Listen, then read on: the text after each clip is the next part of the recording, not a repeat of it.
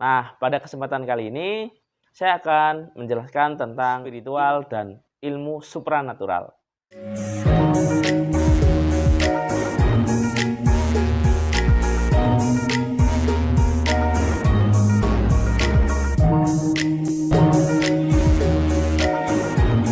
Assalamualaikum warahmatullahi wabarakatuh.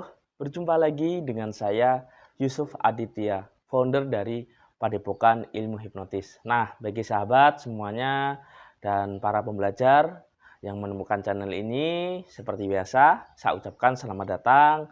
Dan bagi siapapun yang belum subscribe, silahkan subscribe channel ini agar apabila saya upload video, teman-teman semuanya bisa mendapatkan notifikasinya.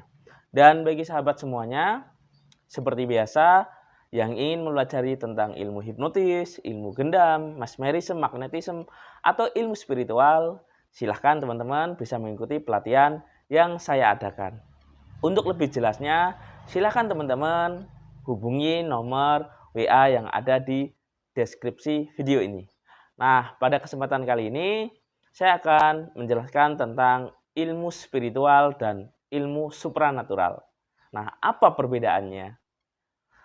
Nah, jadi seperti ini ya, sahabat semuanya.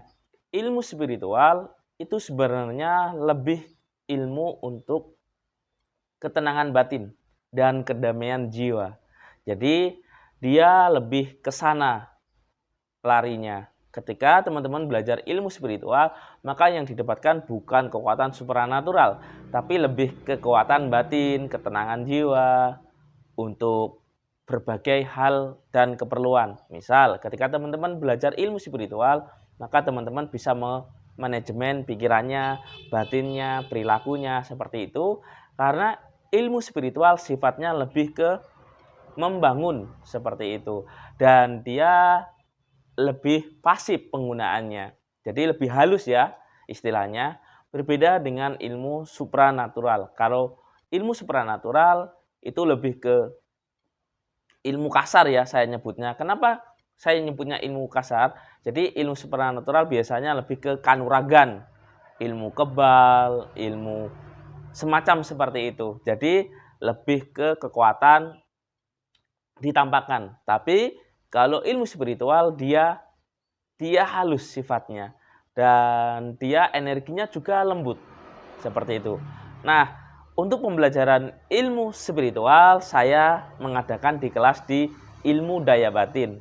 Jadi ilmu daya batin tidak mengajarkan ilmu supranatural ya, tapi lebih mengajarkan ilmu spiritual, yaitu tentang ketenangan batin, ketenangan jiwa, dan energinya nanti ini bisa kita aplikasikan atau kita gunakan untuk berbagai keperluan. Jadi lebih untuk ke penyelesaian masalah hidup seperti itu. Jadi energinya digunakan ke sana, baik untuk mempengaruhi, untuk telepati, untuk putar giling, mendeteksi aura, pembersihan energi yang ada di dalam diri, untuk penyembuhan, baik penyembuhan diri kita sendiri, keluarga, atau melakukan penyembuhan kepada orang lain.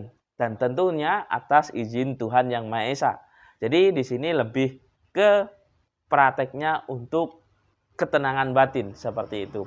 Dan ilmu daya batin yang saya ajarkan, saya kembangkan untuk kecerdasan pribadi. Jadi ketika teman-teman kebingungan dalam mencari solusi dalam kehidupannya atau mencari bagaimana cara menyelesaikan hidup ini seperti apa sih? Bagaimana cara pemecahannya? Nah, di ilmu daya batin saya ajarkan tekniknya. Tentunya teknik ini kita berdoa kepada Tuhan Yang Maha Esa dan kita mohon agar diberi bimbingan dan cepat diberi solusi.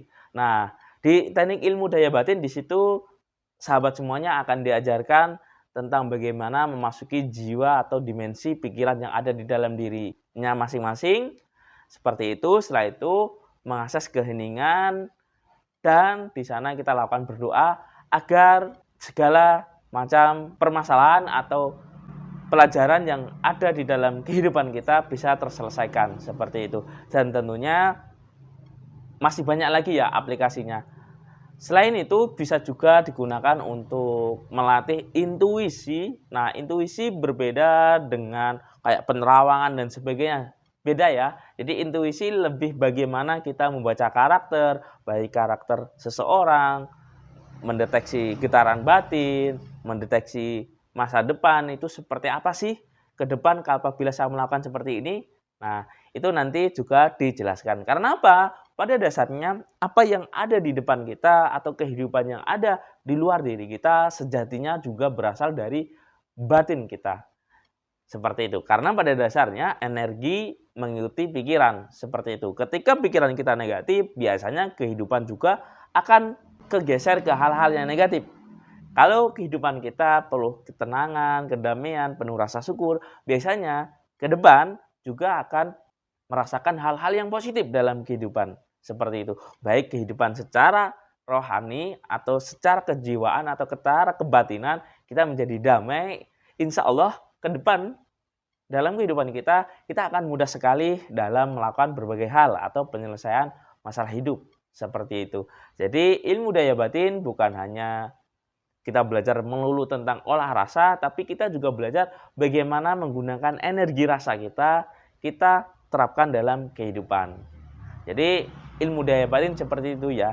Jadi kalau di dalam pelatihan, baik pelatihan ini bisa diikuti secara online, secara jarak jauh atau privat langsung datang ke tempat saya, nanti dijelaskan ya konsep-konsepnya. Di sini banyak sekali praktek-prakteknya dan bagi ini bisa diikuti lintas agama ya, karena ini lebih ke olah batin dan olah jiwa dan pikiran seperti itu. Jadi di sini diajarkan banyak sekali teknik ya. Bagi yang muslim nanti di situ ada tawasulan, terus ada teknik relaksasi, konsentrasi, kita juga melatih pendulum analisa untuk melatih kepekaan batin atau intuisi kita. Bisa juga seseorang menyebutnya adalah indera keenam. Nah, indera keenam di sini berbeda kayak melihat kayak hantu, bukan seperti itu ya. Aplikasinya lebih ke mendeteksi getaran. Jadi ini yang dipelajari di ilmu daya batin dan tentunya banyak sekali ya yang dipelajari di pelatihan ini. Jadi teman-teman bisa terapkan untuk berbagai hal dan ini sebagai kontra upaya. Karena pada dasarnya perubahan dalam diri seseorang itu dimulai dari apa yang ada di dalam dirinya. Ketika dalam dirinya sudah beres, insya Allah dalam kehidupannya juga akan beres. Seperti itu. Kenapa kok bisa seperti itu? Karena seperti ini ya. Ketika dalam dirinya beres, terutama hubungan dengan Tuhan menjadi lebih baik, maka insya Allah kehidupan sehari-hari kita akan selalu mendapatkan rahmat dan berkat dari Tuhan. Jadi seperti itu ya yang dipelajari dalam pelatihan ilmu daya batin. Jadi ilmu daya batin berbeda dengan ilmu supranatural, tapi lebih ke ilmu kebatinan, olah rasa, olah jiwa, olah pikiran, dan digabung dengan berbagai doa dan teknik ya. Bagaimana cara melakukan aktivasi energi, bagaimana cara pembuangan energi negatif, bagaimana cara pemagaran untuk diri kita sendiri. Nah, bagi yang punya usaha, tentunya teknik ini bisa digunakan untuk sarana berdoa agar dagangan atau usaha kita laris. Itu seperti apa sih konsepnya, dan bisa juga digunakan untuk membantu orang lain. Jadi di sini pelatihannya lebih ke sana ya, ilmu daya batin. Dan banyak juga teman-teman yang japri dan WA, apa sih ilmu daya batin ini dan bagaimana cara pembelajarannya, sulit atau mudah. Nah, sulit atau mudah tergantung dari pribadi kita masing-masing. Yang terpenting adalah kita berani praktek dan berani melatih ilmu yang sudah dipelajari. Seperti itu. Jadi kita tidak boleh pengen seperti itu, pengen banyak sekali. Bukan seperti itu ya. Tapi kita prakteknya lebih satu-satu mana yang cocok. Karena seperti ini ya. Kalau kita menguasai semuanya, biasanya kita akan kebingungan. Tapi kalau kita menguasai bertahap, yang pelajaran 1 kita selesaikan, pelajaran 2 kita selesaikan, 3 dan seterusnya. Jadi diselesaikan satu-satu. Dan setelah itu dicari yang mudah, sama halnya kita menghadapi ujian ya, ujian dalam sekolah, mungkin dalam praktek kuliah atau apa, biasanya kan ada ujian tuh. Nah, ketika banyak soal, nah tentunya ketika kita menemukan soal yang sulit, kita kerjakan, kalau kita fokus ke sana, maka apabila dikasih waktu 60 menit, maka biasanya kita akan terlambat dalam menyelesaikan seperti itu.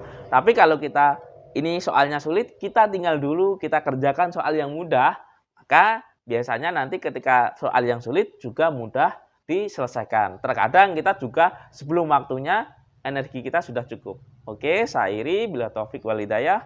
Wassalamualaikum warahmatullahi wabarakatuh. Terima kasih. Hari ini kita kirim paket ke luar pulau, yaitu pelatihan ilmu daya batin, rahasia hipnotis nonverbal atau ilmu gendam, advance hipnoterapi, dan quantum magnet rezeki. Nah, ini aplikasi kekuatan pikiran bawah sadar untuk keajaiban, keberuntungan, dan rasa syukur, dan mengakses kesadaran tertinggi. Nah, bagi siapapun yang ingin belajar, silahkan. Terima kasih.